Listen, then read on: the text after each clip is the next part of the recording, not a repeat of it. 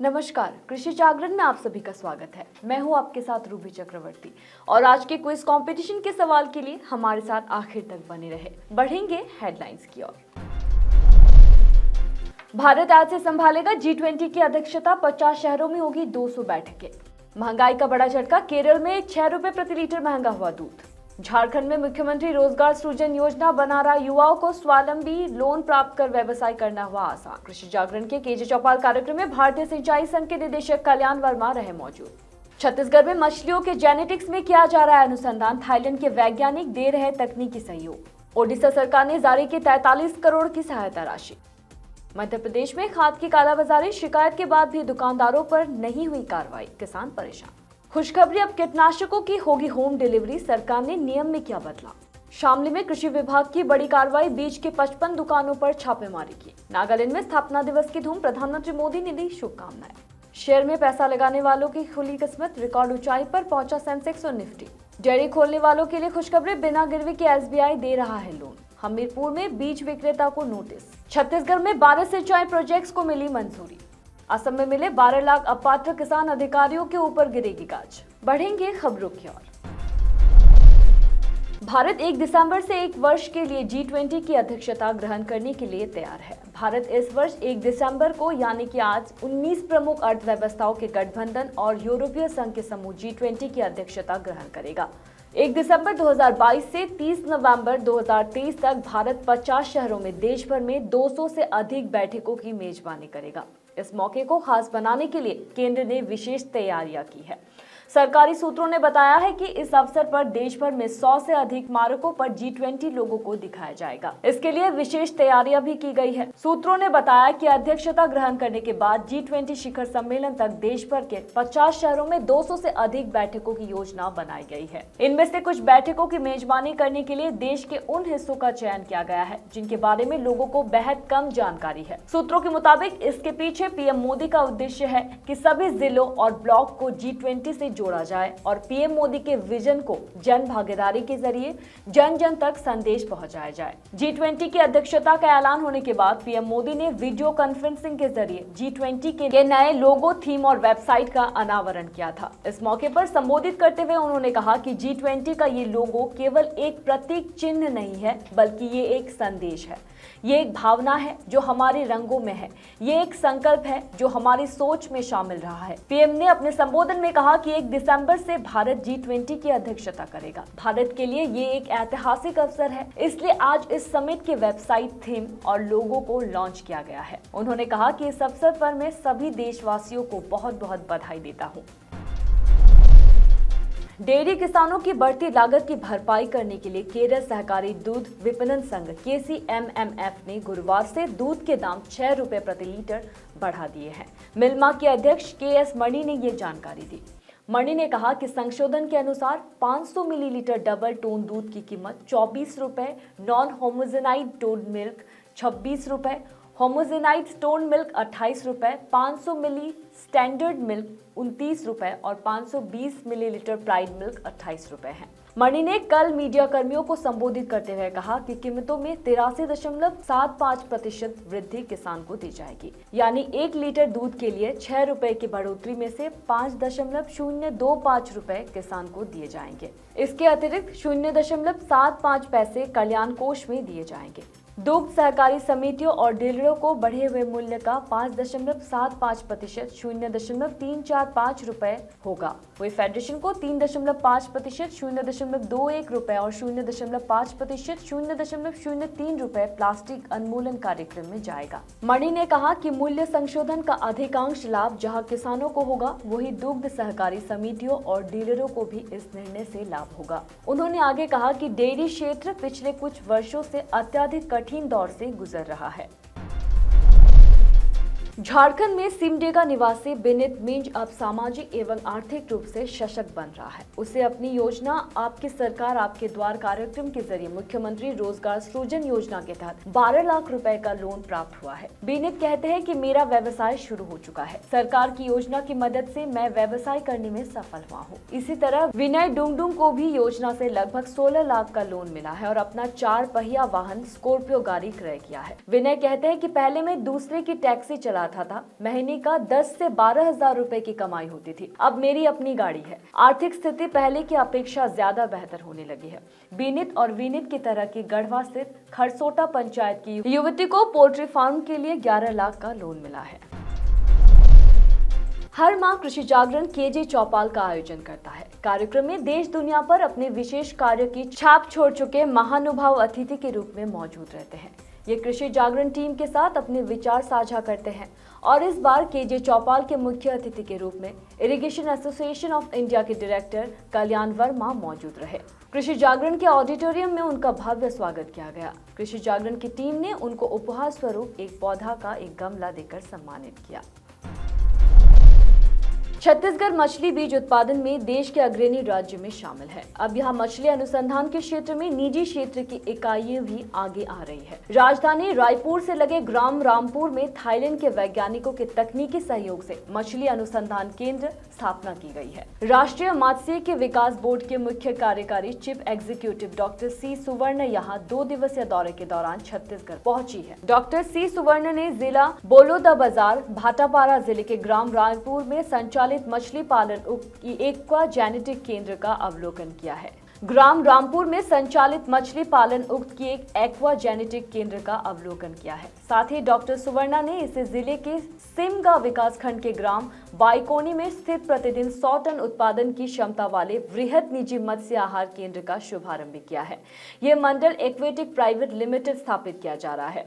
Doctor सुवर्णा ने मत्स्य पालन के क्षेत्र में महिला समूहों और किसानों से मुलाकात की और उनका उत्साहवर्धन किया। ओडिशा सरकार ने केंदू पत्ता तोड़ने वालों, बांधने वालों और मौसमी कर्मचारियों को वित्तीय सहायता के रूप में 43 करोड़ रुपए वितरित किए। एक आधिकारिक बयान में जानकारी दी गई है। मुख्यमंत्री नवीन पटनायक ने शनिवार को केंद्रीय वित्त मंत्री निर्मला सीतारमण को पत्र लिखकर केंद्र से केंदू के पत्ते के व्यवसाय पर 18% जीएसटी वापस लेने का आग्रह किया है, क्योंकि यह गरीब लोगों की आजीविका से जुड़ा है। रविवार को जारी आधिकारिक बयान में कहा गया है कि केंदू के पत्तों के व्यापार में लगे गरीब लोगों के लिए राज्य सरकार के विशेष पैकेज के तहत एक कार्यक्रम में ये रकम दी गई है। इसमें यह भी कहा गया है कि पैकेज में अंतरिम उपाय के रूप में पहले चरण में प्रत्येक केंदू पत्ता तोड़ने वालों को 1000 रुपए और प्रत्येक मौसमी कर्मचारी तथा पत्तों को बांधने वालों को 1500 रुपए दिए गए थे। केंदू के पत्तों का उपयोग बीड़ी लपेटने के लिए किया जाता है। ये उन महत्वपूर्ण वन उपजों में से एक है जिस पर लगभग 8 लाख लोगों की आजीविका का अधिकार है। पटनायक ने आगे कहा कि हालांकि 12 जिले के लोगों को सहायता मिली है, लेकिन पदमपुर विधानसभा क्षेत्र के लिए 5 दिसंबर को होने वाले उपचुनाव के चलते आदर्श आचार संहिता हटने के बाद बाड़गढ़ के लोगों को यह सहायता मिलेगी। मध्य प्रदेश में अन्नदाता के सर पर चिंताओं के बादल छटने का नाम नहीं ले रहे हैं, क्योंकि फसल बोने का समय निकलता जा रहा है और उसे खाद खरीदने में काफी परेशानी उठानी पड़ रही है। टीकमगढ़ जिले में खाद के लिए किसान परेशान हैं, वही दुकानदार ऊंचे दामों में खाद बेच रहे हैं। हालांकि प्रशासन में शिकायत करने के बाद भी अभी तक उर्वरक की कालाबाजारी में कोई सुधार नहीं हुआ है। जी हां, हम बात कर रहे हैं बलदेवगढ़ क्षेत्र के खरगापुर नगर की। यहाँ सरकार द्वारा अधिकृत खाद विक्रेता खुलेआम निर्धारित कीमत से अधिक दामों में खाद बेच रहे हैं। इस मामले में किसानों का कहना है कि 1350 रुपए की डीएपी खाद की बोरी 1600 रुपए में और 266 रुपए की यूरिया की बोरी 480 रुपए में खुलेआम बेची जा रही है। खास बात यह है कि इसकी शिकायत करने पर भी अभी तक इन दुकानदारों के खिलाफ कोई कार्रवाई नहीं की गई है। किसानों का आरोप है कि पीएस गड़बड़ झाले में सब मिले हुए हैं। केंद्र सरकार ने कीटनाशक नियमों में बदलाव किया है। अब किसानों को कीटनाशक की खरीदारी करने के लिए बाजार नहीं जाना पड़ेगा, बल्कि उन्हें घर पर ही डिलीवरी मिल जाएगी। जानकारी के मुताबिक केंद्र सरकार ने ई-कॉमर्स वेबसाइट्स के जरिए कीटनाशक बेचने को कानूनी तौर पर मंजूरी दे दी है। अब कंपनियां कानूनी तौर पर कीटनाशक बेच सकेगी। खास बात यह है कि अभी अमेजॉन और फ्लिपकार्ट को ही कीटनाशक कानूनी तौर पर बेचने की हरी झंडी मिली है। रिपोर्ट के मुताबिक कीटनाशक बेचने वाली कंपनियों को इसके लिए लाइसेंस लेना होगा। साथ ही कंपनियों को लाइसेंस के नियमों का पालन भी करना होगा। लाइसेंस वेरीफाई करने की जिम्मेदारी ई-कॉमर्स कंपनी की होगी। वही जानकारों का कहना है कि केंद्र सरकार का यह निर्णय किसानों के हित में ही है। अब उन्हें कीटनाशक खरीदने के लिए दर दर नहीं भटकना पड़ेगा। साथ ही आने वाले दिनों में इस नियम की वजह से किसानों के लिए कीटनाशक और सस्ता हो जाएगा। इसके अलावा कीटनाशक बाजार में प्रतिस्पर्धा बढ़ेगी। वो शामली में कृषि विभाग की टीम ने बीज गुणवत्ता, उपलब्धता और निर्धारित दर पर बिक्री सुनिश्चित करने के लिए अभियान चलाया है और 7 दुकानों से नमूने लेकर प्रयोगशाला के लिए भेजा है। साथ ही उनका स्टॉक रजिस्टर भी देखा जाएगा। और जिला कृषि अधिकारी प्रदीप कुमार यादव ने बताया कि किसानों की शिकायत मिल रही थी, उनको अधिक दाम पर बीज बेचा जा रहा है, जिसके चलते दुकानों पर चेकिंग अभियान चलाया गया। उन्होंने दुकानों पर छापा मारकर बीज के 7 नमूने लेकर प्रयोगशाला के लिए भेजा है। बताया गया कि कमल ट्रेडिंग कंपनी शामली, माजरा रोड, साधन सहकारी समिति, नवीन मंडी शामली, पंकज एग्री ट्रेडर्स शामली से नमूने लिए गए हैं। उन्होंने छापे के दौरान बीज विक्रेताओं को बीज बिक्री पर अनिवार्य रूप से किसानों को कैश मेमो देने के बाद भी आदेश दिए थे और उनका स्टॉक रजिस्टर भी देखा गया है, जिसको अपडेट करने के निर्देश दिए गए हैं। उन्होंने कहा कि प्रयोगशाला से रिपोर्ट आने के बाद ही आगे की कार्रवाई की जाएगी।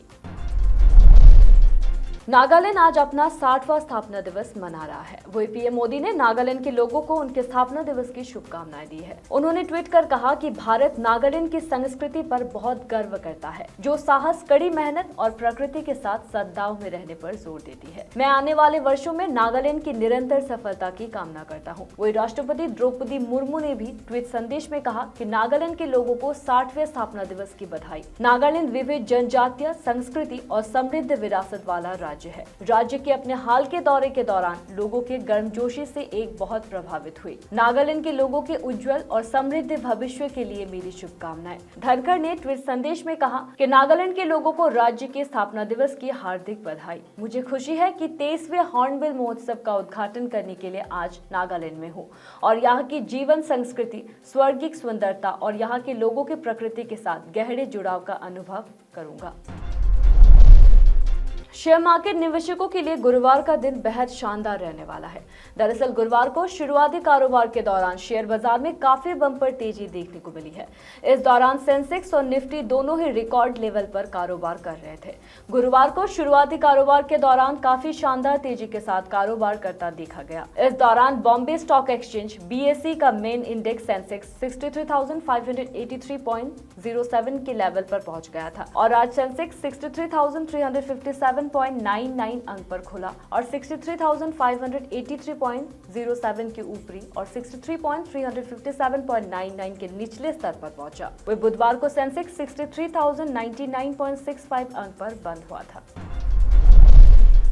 भारत में खेती के साथ साथ पशुपालन भी किसानों की आय का एक बहुत ही बड़ा स्रोत है। ग्रामीण क्षेत्र में तो लाखों में से ऐसे लोग हैं जिनकी आजीविका का साधन ही पशुपालन है। वहीं कई लोग तो डेयरी के माध्यम से दूध, दही और घी बेचकर लाखों में कमाई कर रहे हैं। ऐसे लोगों के लिए आज हम एक बड़ी खबर लेकर आए हैं। दरअसल सरकार देश में डेयरी उद्योग को बढ़ावा देने के लिए किसानों को बम्पर सब्सिडी दे रही है। साथ ही कम ब्याज दर पर किसानों को लोन भी मुहैया कराया जा रहा है। अगर आप डेयरी व्यवसाय शुरू करना चाहते हैं तो आसानी से लोन ले सकते हैं। मीडिया रिपोर्ट के मुताबिक भारतीय स्टेट बैंक SBI किसानों को डेयरी बिजनेस शुरू करने के लिए लोन दे रहा है। खास बात यह है कि ये लोन डेयरी से जुड़े कई तरह के कैटेगरीज में दिया जा रहा है। बैंक डेयरी चलाने के लिए भवन निर्माण, milk collection system, automatic milk machine और ट्रांसपोर्टिंग के लिए लोन दे रहा है। इस लोन के ब्याज दर की शुरुआत 10.85% से शुरू होती है, जो कि अधिकतम 24% तक पहुंच सकती है।